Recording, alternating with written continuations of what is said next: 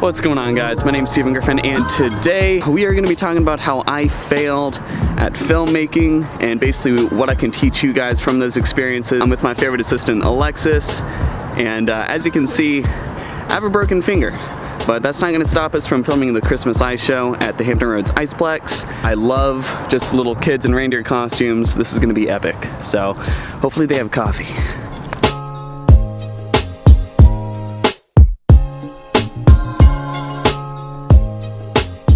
Alright, so we're here extra early.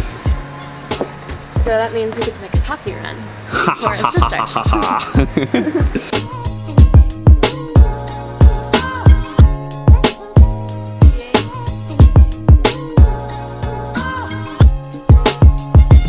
So, we got our coffee. It's time to do this thing.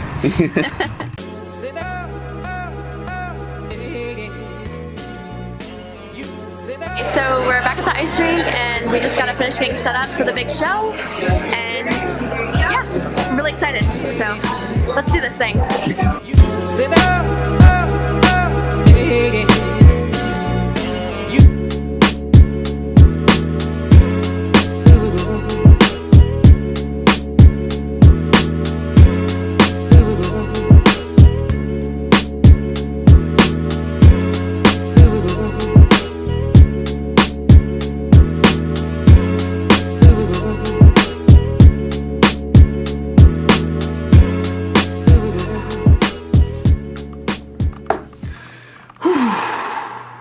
I know there's kind of like a stereotype with vloggers who drink coffee, but I'm just really tired. But today, we are going to be talking about how I failed at filmmaking. And I'm not just talking once. No. This has been months in the making, people. Very recently did I kind of get over this hump. So I thought that I would share that with you guys, just for those people who maybe they're going through the same rut. It might help you guys out. But first, I don't really do ties, I don't know if you can tell, but let's get into something a little more cozy. Yeah, that's a lot better. Alright, so about a month ago, I met up with this guy named Nick. We met at Best Buy, we started talking about drones, he was from Oregon, he's a photographer, so we're like, hey, let's shoot, whatever, why not? So we went to the oceanfront, and it turns out he's an avid vlogger. Now, seeing him vlog and be in his zone, I kind of felt inspired. So, you know, I brought my camera with no mic or tripod, I just kind of handheld it like that, and yeah, it sucked, like really bad. But ultimately, I did learn just a little bit from that experience, so I'm actually grateful. I don't think I'm ever gonna stoop that low again. So sometimes it's good to hit rock bottom just so you won't hit it again. Another thing that happened very recently, probably about 2 months ago, I tried to make like a wedding tips video, like for your first wedding, because I do primarily weddings and portraiture. I figured, hey, I could give some kid some advice about shooting his first wedding. I mean, I did that just a few years ago. Why not? So, you know, I got to my studio, I put up a table, I put the little, you know, little lenses, like, and I mean, the lighting was good. I felt pretty confident. So I sat down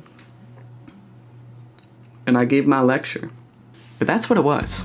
It was a lecture, because only after spending hours just editing all the clips together, putting the music, just, you know, making little graphics for it, like tip number 1, and little 1 come on the screen.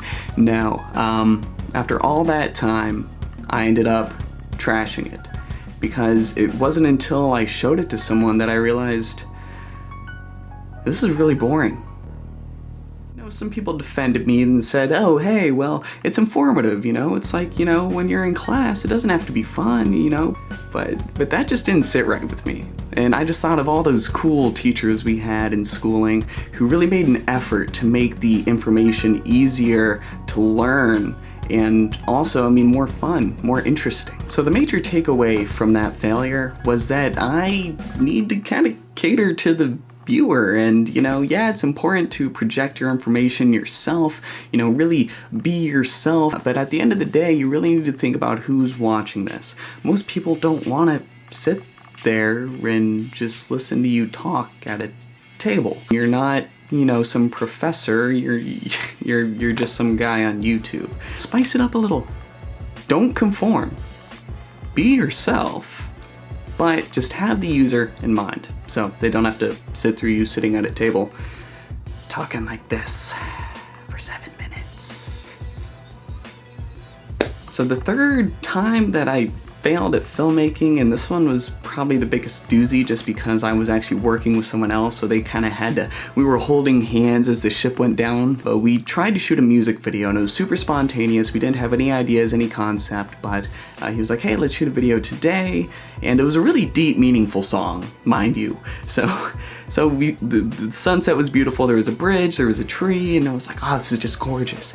And yes, there was eye candy, but there was no substance. That was a huge lesson for me, is that you really can't just create bullshit. Because when you create bullshit, people will call you out. People can see whether you've put a lot of effort into something or not. Basically, the video turned out not so good. We both agreed, like, yes, this doesn't really have anything to do with the song. It looks great, the visuals were amazing, the lighting was on point, but it just didn't say anything. So what I really learned from that is that you really need to think about what your work is saying. Just think about the meaning, think about the substance. What content are you providing in your videos? I mean, if it is just eye candy and that's what you want and that was the intention, then that is great. If that was our intention, to just create some eye candy, that would have been fantastic. But rather, we were just, you know, running with it. We were just getting whatever we get, and we just didn't think. We didn't take a moment to stop and pause and think about, what are we trying to say? If we had, the video would have came out so much better. We would have been able to tell some kind of story versus just having a dude. So time and time again, I have these visions in my head, and they're gorgeous.